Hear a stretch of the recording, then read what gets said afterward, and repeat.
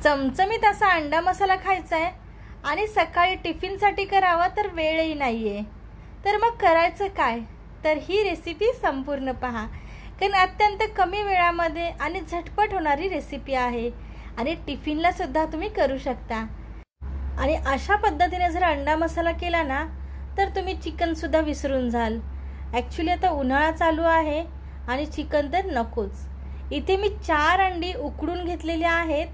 त्यानंतर मसाल्यामध्ये धने, तीळ आणि जिरे भाजून घेतलेत, खोबरं, कोथिंबीर, कांदा आणि लसणाच्या पाकळ्या, बस। बाकी काही मसाला आपल्याला वाटण्यासाठी घ्यायचा नाहीये। वाटण छान मी बारीक करून घेतलेलं आहे। इथे तेल ठेवलंय, तेलामध्ये तमालपत्र टाकलंय आणि आपला घाटी मसाला जो असतो किंवा तुमच्याकडे जो साठवणीतला मसाला असेल तो तुम्ही घेऊ शकता।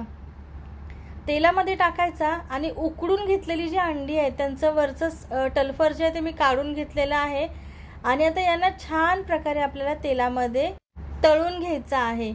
ही प्रोसेस जर आपण केली तर अंडी जी आहेत ना ती चवीला खूप छान लागतात। नाहीतर काय होतं की अंडा मसाल्यामधलं अंडं जे आहे ते आपण नुसतं शिजवलेलं अंडं खातोय की काय असं वाटतं। त्यामुळे ही प्रोसेस नक्की करा आणि यामुळे अंड्यांची टेस्ट सुद्धा खूप छान लागते। आता याच तेलामध्ये मी अजून थोडासा घाटी मसाला टाकून घेत आहे आणि आपण जे वाटण तयार केलं होतं ते वाटण ह्याच्यामध्ये टाकून आपल्याला छान तेल सुटेपर्यंत परतून घ्यायचं आहे, म्हणजे छान शिजवून घ्यायचं आहे। यामुळे अंडा मसाल्याची टेस्ट जी आहे ना ती खूप छान येते। मसाला तुम्हाला जेवढी क्वांटिटी हवी त्यानुसार तुम्ही घेऊ शकता। मला थोडासा कमी वाटतोय तर मी अजून थोडासा मसाला याच्यामध्ये ॲड करणार आहे। आणि सगळ्यात महत्त्वाचं माहिती, हा जर मसाला तुम्ही तयार करून ठेवलात ना आदल्या दिवशीच तर अजून तुमचं काम सोपं होणार। हा जो मसाला आहे तो तुम्ही भरलेल्या वांग्याला सुद्धा वापरू शकता, खूप छान आणि भन्नाट अशी टेस्ट येते। त्यामुळे अत्यंत महत्त्वाचा आहे हा मसाला। आणि आता यामध्ये मी 1 करी मसाला टाकणार आहे। चिकन मसाला मी नाही टाकणार आहे, कारण कसं होतं चिकन असेल तर चिकन मसाला टाकला तर त्याला टेस्ट येते। त्याचप्रमाणे अंडा मसाला आपण करतोय त्याच्यामुळे त्याला 1 करी मसालाच टाकला तर टेस्ट जी आहे ती तुमची ढाब्यावर जे आपण खातो ना अंडा मसाला तशी येते किंवा त्यापेक्षाही खूपच छान येते। तर आता तो टाकून घेतला आणि आता तेल सुटेपर्यंत छान आपल्याला हे सगळं परतून घ्यायचं आहे। हळद राहिली होती तर मी हळदही यामध्ये टाकून घेत आहे। अशा प्रकारे तुम्ही अंडा मसाला एकदा करूनच पहा, अगदी घरातले सगळे खुश होतील। आणि हे जे मसाला जो आहे तो नुसत्या भाताभर जरी खाल्ला ना तरी एवढी छान टेस्ट लागते ना, आणि भाकरी, परोठा यासोबत सुद्धा लागते, पण भातासोबत हा मसाला एकच नंबर लागतो। आता मसाला करपू नये त्यासाठी मी थोडंसं गरम पाणी याच्यामध्ये टाकणार आहे।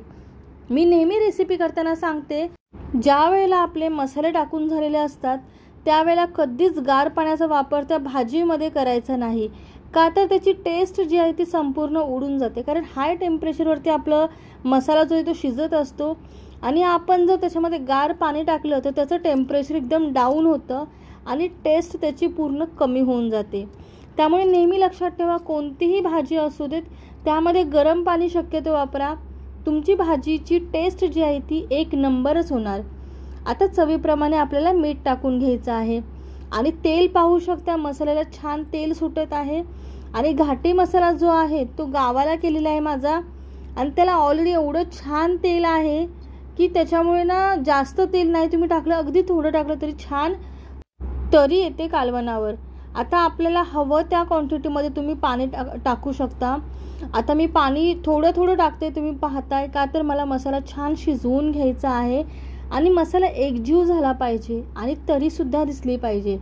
आता छान मसाला भाजून झालेला आहे। आता जी अंडी आहेत आपली 4 ती मी 4ही टाकून घेत आहे आणि तुम्ही तुमच्या क्वांटिटीनुसार, म्हणजे तुम्हाला किती हवा आहे मसाला त्यानुसार तुम्ही कमी जास्त प्रमाण करू शकता। आता मला एवढं प्रमाण जे आहे ते इनफ आहे। आणि आता अंडा मसाला आपला छान तयार झालेला आहे।